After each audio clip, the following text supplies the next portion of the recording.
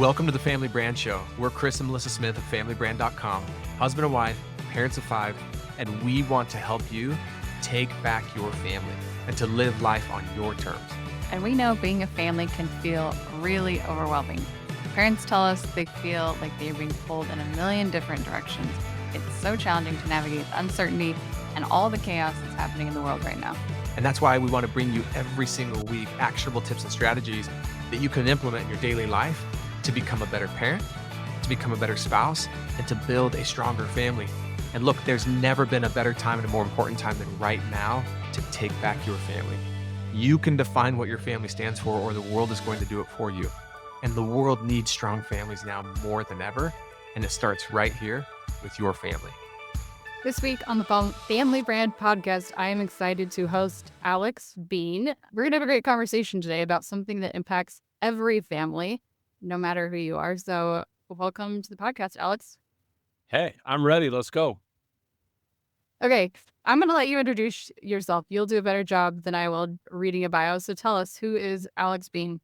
Yeah, so I live in Utah, but from Seattle, married, 4 kids, 2 girls, 2 boys, 14 to 7.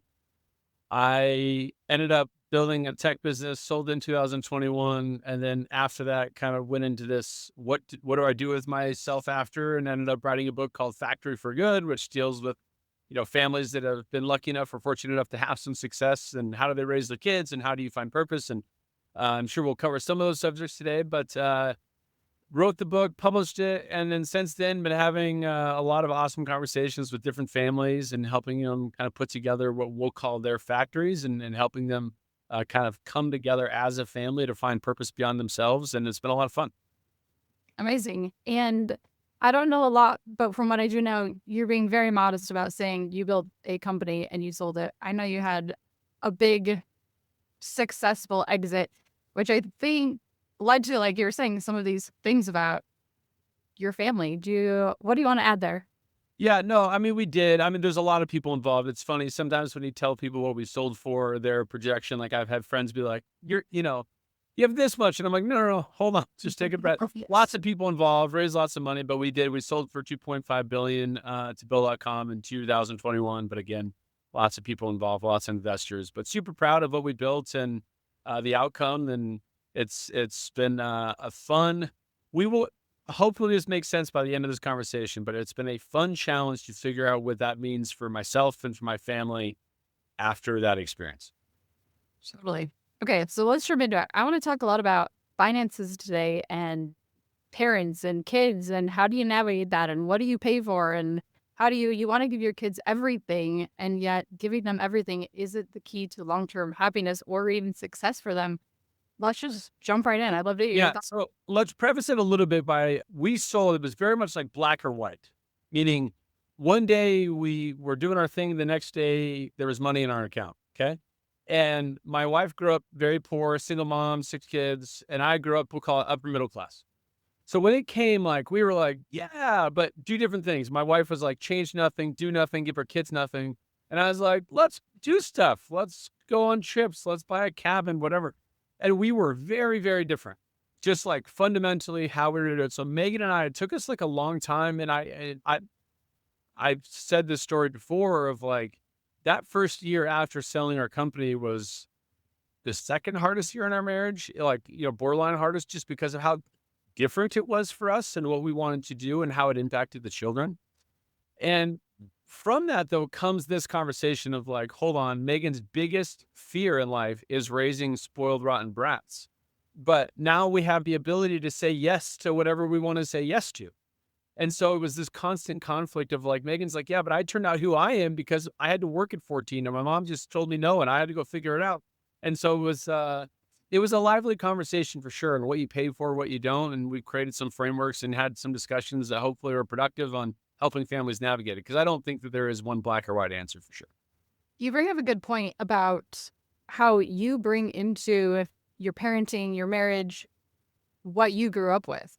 And a lot of times those can be very different things between husband, wife, mother, father. How do you suggest the parents navigate that? Let me give you a good example of why this is so different, right? So I grew up youngest of 6 kids. Like, we had everything we needed, but I did sports, so my parents paid for, like, my car. They paid for my gas. They ended up paying for my college. They ended up picking a lot of tabs up. My wife was, like, paying for her cell phone bill at, like, teen and paid for her own way at school from, like, rent on. And, like, in college, it was like, "Hey, can I get that nice dress?" And the answer was no, but for me, the answer was yes.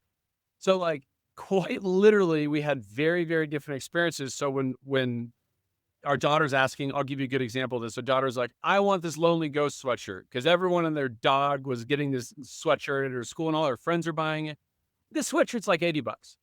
Now, it felt like everyone else's parents were just buying their kids this sweatshirt.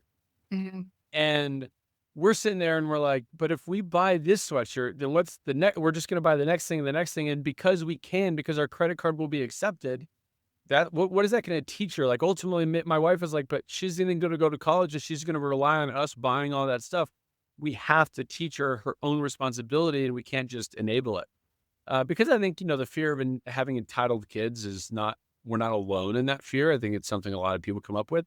So that was like, that started the conversation of like, well, who's up for what? And we ended up coming up with a framework for us. Our daughter's 14 now, almost 15. In that situation, she pays for half. So if she really wants something, she has to earn, the $40 through babysitting or whatever. And then she has to buy it for 80, and then we'll reimburse her and give her $40 because we just want her to be involved in the decision of how much this costs. Otherwise, she's just saying, "Mom, mom, mom, mom, dad, dad, dad, swipe, swipe." Like, you can afford this. And that's a very dangerous place to be. And I can tell you some interesting stories from the book of how people got really messed up. And that was something that they did really poorly. And frankly, it was like, it really haunted them. Tell us the cautionary tale. Well, okay, I'll tell you one. It's a little tricky, but I will tell it because it tells the story. And it is a friend of mine, and basically his spouse was dying, and so what happened is his wife was like, "I'm gonna spend all the money I want with my kids before I die." And as a husband with his wife dying, he's like, Sure." His wife ended up dying, sadly. Okay. But what happened is he realized he had a daughter in high school spending thousands of dollars a month on like food and clothes. And he's like, "I've created a lifestyle for her that she cannot sustain herself. And she's just expecting me to swipe this credit card and pay off her credit card bills." And he's like, "I spent the last year and a half, like, painfully trying to rebuild my daughter's life reality of what I'm going to pay for. And it's about like cutting up cards and teaching them to get a job. And it sounds easier than it is. It does.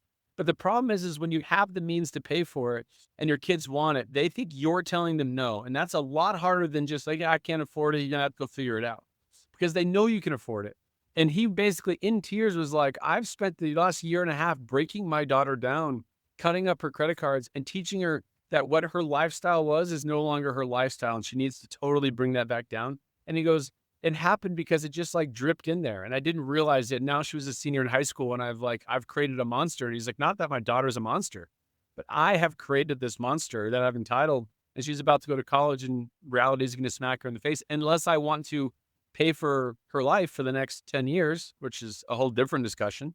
One of the other saddest conversations I had with someone was, I would talk to people and I would say, "Hey, what's the best thing you've done with money? What's the worst thing you've done with money?" Guy says to me, he goes, "Look, the worst thing I did with money was with my daughter." And I said, "What do you mean?" He goes, "Well, she's a daughter. She's great. I paid for a lot of her stuff in high school and her car and, nothing fancy, but just always paid for it. She went to college. I paid for that. She got married. I helped cover some things, but ultimately, like, they live in our house and blah, blah, blah, back and forth, back and forth." She ends up getting a divorce. She ends up being 30 and she's living at home. So this isn't a totally new experience for a lot of people. There's a lot of kids, boys, girls that end up living at home through their 20s. And he goes, "It was 30." And I'm like, "You have to go live on your own. I've got to stop covering your bills." So he cut his daughter off at 30, which he thought was acceptable. What do you think her response was, Melissa, to being cut off at 30? Like, "Hey, thank you so much for the last 30 years of paying for everything and covering everything and being such a great dad and always being there for me"? Or do you think it was maybe door number 2 where it's like, "I hate you. How could you cut me off?" and throw the world upside down? Yeah. Number two. Door number 2 was flying open to the point where he's like, I don't have a relationship with my daughter. And I'm like, how? And he goes, because I cut her off. I didn't teach her how to be responsible and financially independent when she was a kid. I just allowed those little things to accrue. And he's like, and then when she's 30 and I cut her off, he's like, she doesn't talk to me. She hates me. She goes on social media and like, blasts me. And he's like, it's so sad. The success that I had that allowed me to give her opportunity is the very thing that destroyed the one relationship I wanted, which was with my daughter. And he's like, if I could do anything different, I would have gone back to high school and been like, hey, I'll help open up a lot of doors, but you got to learn to walk through them and you got to learn to manage your own life because I'm not going to be here swiping this credit card for the next 15 years. Well, he was, and that was the problem. Chris and I have talked about this before. Why is that? Low to your thoughts about the more you give, it seems like the more that is the outcome. If you just give freely, but when you do have, parameters and you do set some boundaries or agreements, like this is what it's going to look like, they're more appreciative and grateful. So, okay, what's a good example of this? Like my daughter's getting old enough. She's about 15. So she doesn't obviously do numbers, but she knows if we have a nice house and she's read some things about the company that we sold and she has and then friends tell her stuff, right? So she has a sense that we can afford it. And so you'll see her ask for that Lonely Ghost sweatshirt. And what you realize is if I just buy it, like let's say I just buy her food as an example, the next time she says, hey, can I go to Zupa's or Costa Vida or this restaurant? And you're like, no. What do you think the kid says? Oh, darn. Like, oh, man, maybe next time. No, they're like, why? Why not? Why are you telling me no? And it's like, well, I don't have to buy you fast food. But they feel entitled to like, well, but I want it and you can afford it and I'm asking. And it's like, well, then now I'm telling you no. And it creates this really weird dynamic of, yeah, I mean, yeah, okay, I know I could, but mom made dinner and like, can we just go home? And like, now I'm telling you no. And I have to tell my kids a lot. I'm like, don't make me be the bad guy. Like, I don't want to be the one who's always shutting you down. And if there's no, like, we talk about it a lot. If there's no writing it down or what this agreement is, if you don't have what we call a bank of mom and dad, like it outlined, then they're just going to keep asking because they start to treat you like an ATM and they're saying, hey, if I go and push in the code and money comes out, when? Even if it only comes out 1 out of every 5 times, I'm still going to do that rather than go get my own money because if I ask enough, I'm going to get meals or payment. And it just creates like this, like, wait a minute, now I'm the ATM and you can just keep asking. And it's like, where does it stop? When does it stop? And frankly, if you're a kid, it doesn't because they want to test the boundaries. They want to see how much they can get from you. And it's just, it's a very weird dynamic. And this is a good entry point to talk about this. You have a tool to help families with this because I think, as you've said, the key is to having clear conversations about what are we paying for and what are we not paying for, so the kids don't have to push those buttons every time. And tell us more about this tool. So we call it Bank of Mom and Dad. The reason we call it the Bank of Mom and Dad is like, I don't think parents realize that they are the bank, but they are, right? Which means if you had customers that could come into your bank and ask for free money or ask for loans without the idea of paying them back, how do you think that would end up? The customers would be the worst customers ever. And it's like, guess what? That's the customer you're raising, i.e. your children. So what we want parents to do is we want them to go through, different ages, right? From 12 to 15 is different than 16 to 18. And then from college, we don't think that there's one right answer, but what we have found through all these discussions and through, different elements of research is you have to have an agreement that the mom and the dad are like, here's what we pay for, here's what we don't at these ages. And the kid has to know what that agreement says, and it has to be written down. So one of the issues, what was the quote? The guy basically said, basically the devil's in the gray area. What he meant by that is he gave his kids a loan. He thought it was a 0 interest loan for their kids to buy homes as a down payment so they can get into homes. They didn't write it down, and so they treated it as a gift. And he's like, it's not a gift. I wanted to give them the opportunity, but because I never wrote it down, it's now at a spot where it's like they're just treating it as a gift and they're never going to pay me back. And he's like, how lame is it? And he's like, I wish I would have just written it down because then we could have been like, hey, mom and dad are here.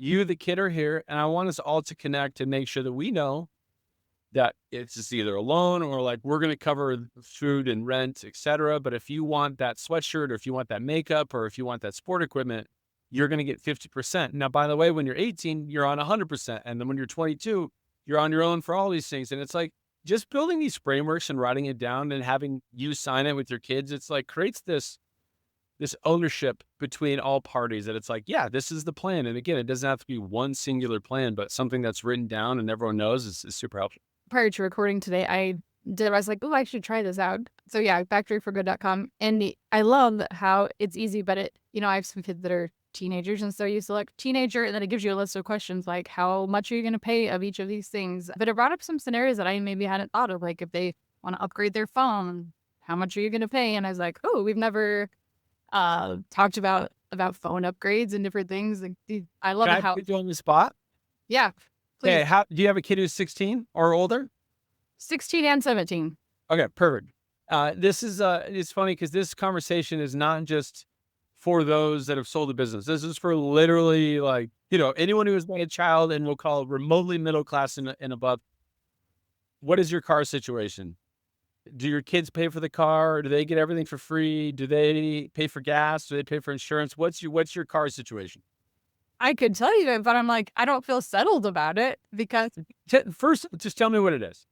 okay, what it is they both got hand-me-down cars that my husband and I grew out of, I guess you could say. And so they were already bought and paid for. And then we just added them to the insurance. So they don't pay any insurance.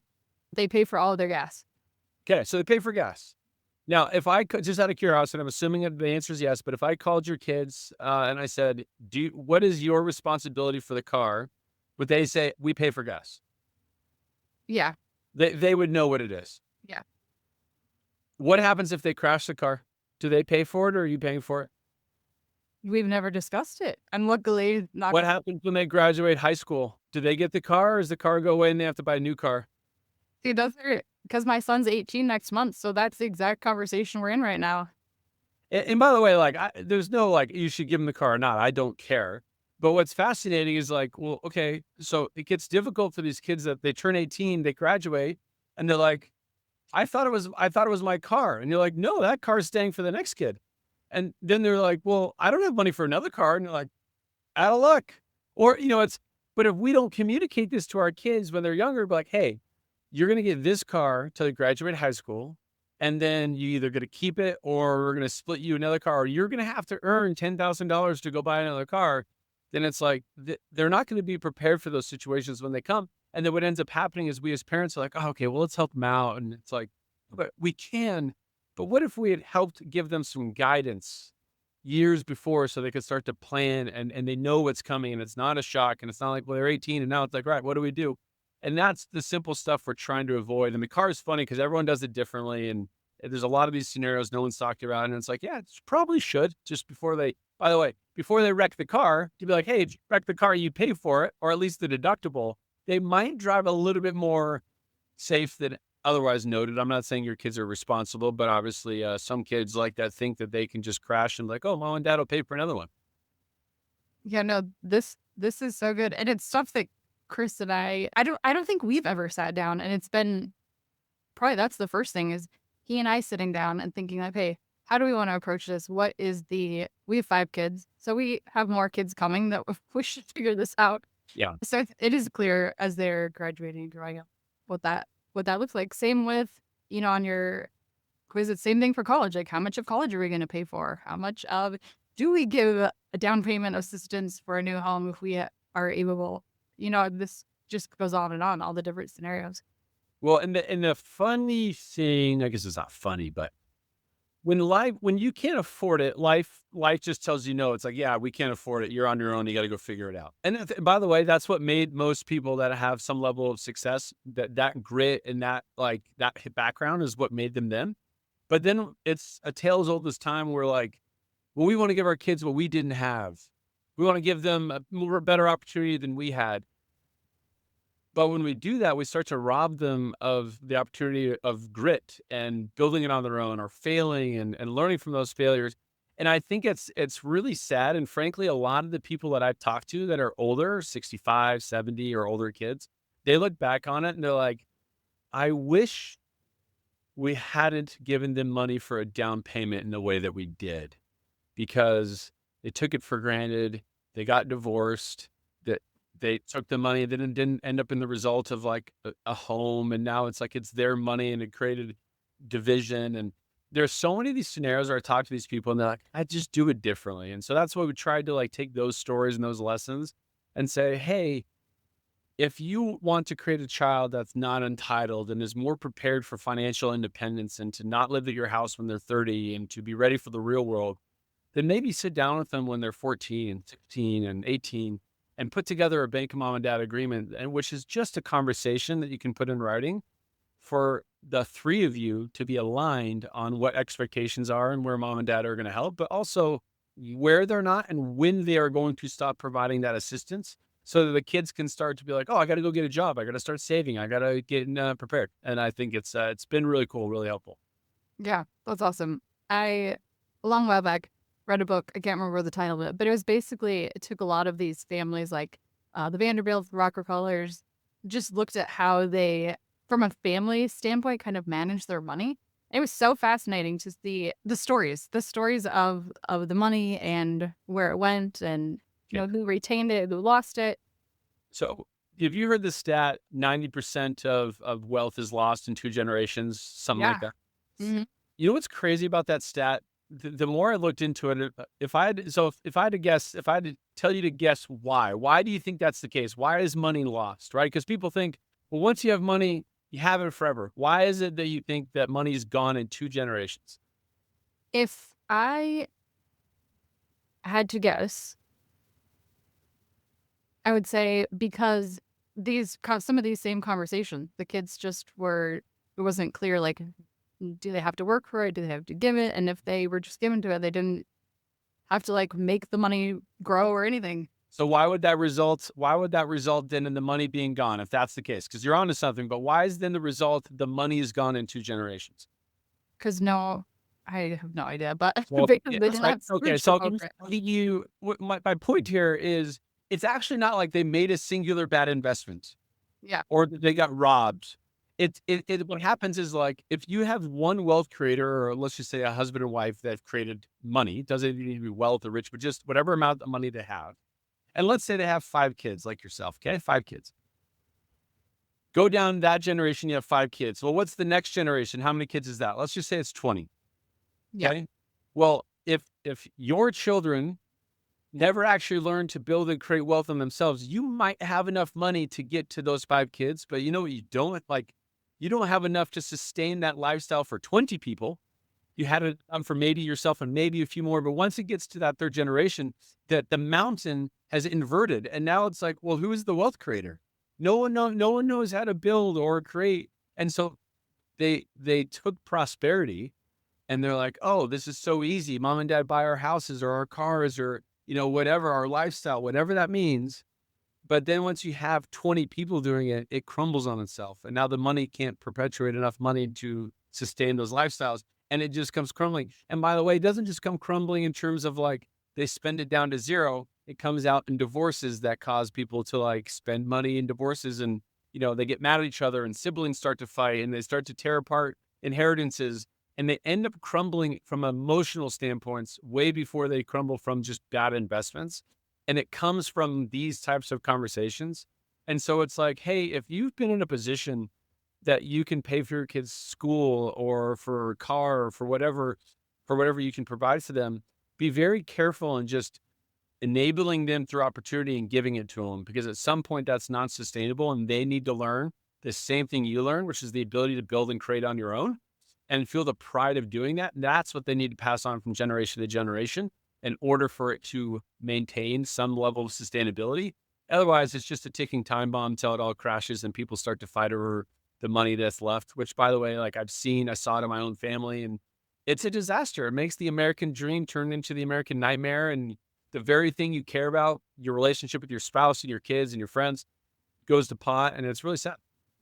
One unrelated, yet also related, is there's also statistics showing that most estate plans fail, not because they weren't executed correctly legally or, the fine print wasn't right, but it's because the values, the culture, those things weren't established and weren't discussed, and the money is not handled in the way that the original wealth creators intended. But it's not because of any financial reason, but it's like those conversations, those values, which I think is super interesting. So I don't want to get into this too much, but I will say one of the cool things we've done on Factory for Good is like we have a legacy section, and it's like instead of just talking about your estate from the money and the house and the jewelry or whatever you're going to pass on, you should be writing like a legacy letter. So you and your partner should sit down and say, here's what we stood for. Here's how we got to where we are. Here are the values we care about.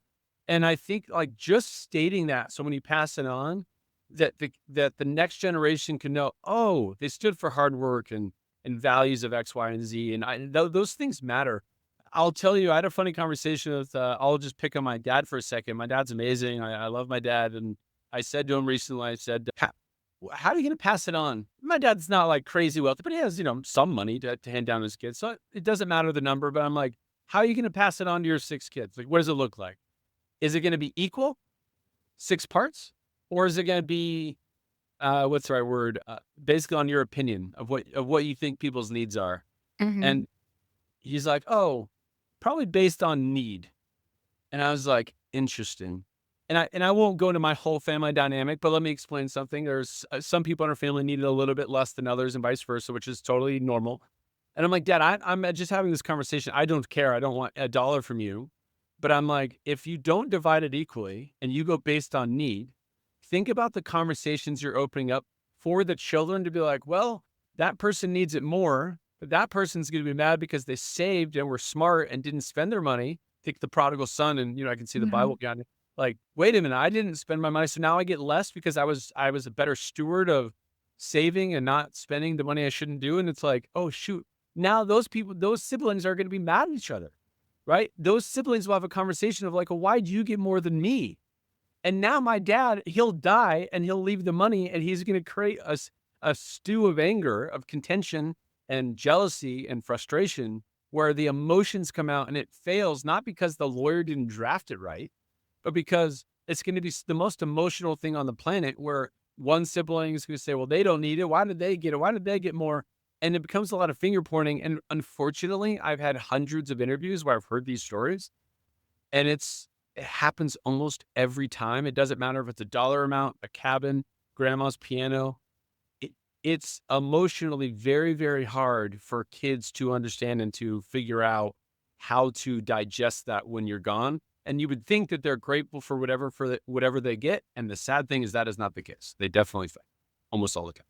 So if I have a listener who is, beyond raising kids, and they are, thinking about more of that legacy and passing, what are they passing on? In your research, what have you found is the best way to handle if you do Yeah. have different assets? Like, what would you recommend?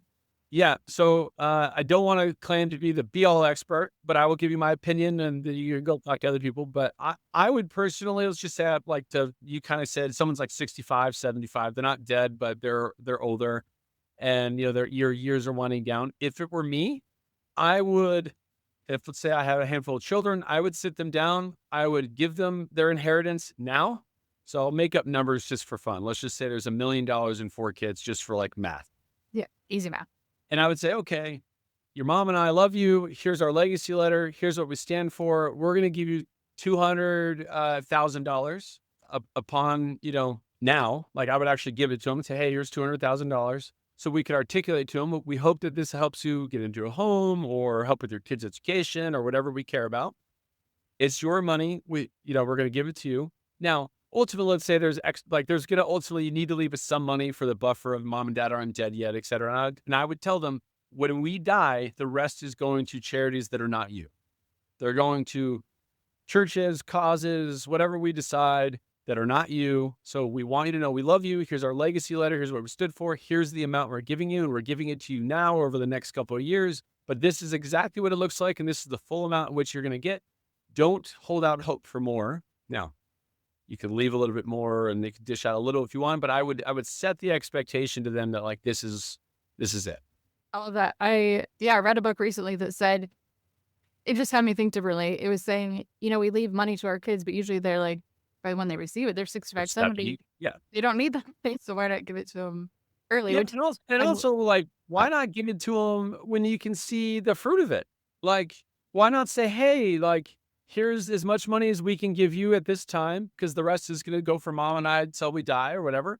And it's like, "We can give you X," and watch it, be a part of it. Like, enjoy the fruits of watching them buy a cabin or get into a home or get in a better financial situation. Like, how much better is that than just dying and being like, "Well, here you go. Here's the rest." And the sad part is like so many parents.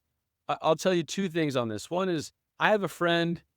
I'm gonna try to be vague so it doesn't get out, but they think they're getting X amount from their parents when their parents die. I have a pretty good understanding of that parent's net worth, and I know the answer is a lot less than what they think. But the parent doesn't want to tell the kid. What's happening is this disconnect of this kid is like, well, this is my retirement plan. That, like, we're gonna get X amount. I don't know the number, but it's in this range. And I'm like, I don't think it's that range at all. So they're not saving the way that they would normally. Their expectation, like, is ultimately they're setting themselves up for emotional failure when it happens, where they're gonna be like devastated when the end result comes. And I feel like it's a disservice on both sides. I'm like, as a parent, you should say it's none or it's some or here's what it is, but just be like open about like, hey, this is the amount, and have that conversation as you're alive, because they need to prepare themselves for whether they're going to get it or whether they're not. And so that's an issue. And then I also think there's way too many stories here to even go into, but it happens way too often that when let's just say dad dies, mom's still there, mom's in her 80s, but dad's died, and there's an amount to pass down to the kids. And honestly, it doesn't matter the number. It's still a lot. It's still emotional. And now mom doesn't want to actually get into the fray of all this. So now you're creating friction of like, well, mom's going to have this conversation with her four kids on who's getting what and make decisions. And one kid's going to be like, well, I wanted this. And the other kid's like, I wanted this. And now you're putting mom in a scenario where she doesn't, well, you're giving her a homework and a chore. And I just feel like, I think the older generation, it's a bad tradition to pass it all on when you die. I think you should do the best of your ability to do it while you're alive. And so when you're getting later in years, it's not a surprise. Whatever's remaining can go somewhere else. I think that's the most productive way to do it. Thank you. Okay, we're almost at time, but something you said reminded me of another question I had. I feel like historically, when my kids were little, it was easy to like say we were at church and we were paying tithe or we were donating to, a charity. It was more like a parent. Like they would see you hand the envelope or, the tray being passed, and you're putting the money in it, depending on where you go to church or whatever. I feel like now in the digital age, our kids aren't necessarily seeing us give money to charities or paying the tithe. How do you recommend that you teach your kids about tithing or giving to Yeah, charity? giving. So I would say this, like, factoryforgood.com has a lot of these discussions because, again, there's not one way to slice it. And I've had a lot of really fun conversations with some families that are like, we include our kids that are teenagers in our giving every year. And we decide as a family, and, we talk in percentages, not dollars. Other people are like, we give them a certain amount of dollars. And we say like, here's $1,000 for you teenager to go figure out who needs it in the world, whatever. What I would say is that's the whole point of Factors for Good for us, is we want families to come together and to say, what is this all for? Right? What, not just like, oh, we're trying to make money to sustain. I know that that's the first thing you want to make. You got to have food and shelter and safety. But like at some point you're like, well, what is it for? Is it so we can have nicer cars or nicer houses? Or is there some good we can do in the world that we all believe in? And so for right now, my wife and I, we've written our mission statement, which we get on our Factor for Good Finder, and you go through this exercise. And then we're starting to incorporate our kids, bringing them to our charitable endeavors that we use our hands and either help with gardening or help build a donut stand. Or, we say, hey, we donated to this cause because we really believe in it. Why don't we go check it out? Let's go wrap presents with the drug addicts in downtown because we've given money here. And so they don't know the dollars, but they have a sense that mom and dad are giving and caring above just like, yeah, we provide for them. And I think it's super important for kids to know that it's not just about them. It's not just about consumption, but it's about having something bigger than yourself, which we Mhm. can get the whole God conversation. I think that's one of the biggest benefits is no matter your success, there's always someone above you that you have to be, report to and be humble to. And I think charity and having your kids look outwards, even in conversation and just having good, nice, open dialogue. And hopefully we've done that on factoryforgood.com where people can have those helps the children put life into perspective and to figure out where they want to contribute, what they care about, what causes are important to them. And I think that that's how I would start there. Awesome. So many good takeaways. For me, I want to go to the website and really clearly define with our kids, what are we paying for? What does our financial path forward look like as we continue to raise you up to independence, which is our whole goal in raising them. And when is independence and what day does that come? It's different for everyone. Totally. So go to factoryforgood.com and check that out. Alex, is there any final parting words you'd have with families today? No, I mean, I love these conversations. I think that they're not always open dialogues that we have like on Instagram or Facebook or Twitter. And I wish we could create more of these safe spaces to say, hey, you know what? I know what we all care most about is like, how do we maintain healthy family relationships? And I think that there's an equation. The best way to do that is to build a factory that's beyond your family to go make good in the world. And that's what we're trying to achieve at Factory for Good. Come check us out. Come have a conversation with us. Come read the newsletter. We'd love to hear your story, and we'd love to help do some more good in the world, and in exchange, build our families and for longer and more sustainable periods. But yeah, thanks for having me. Yeah, awesome. I love that.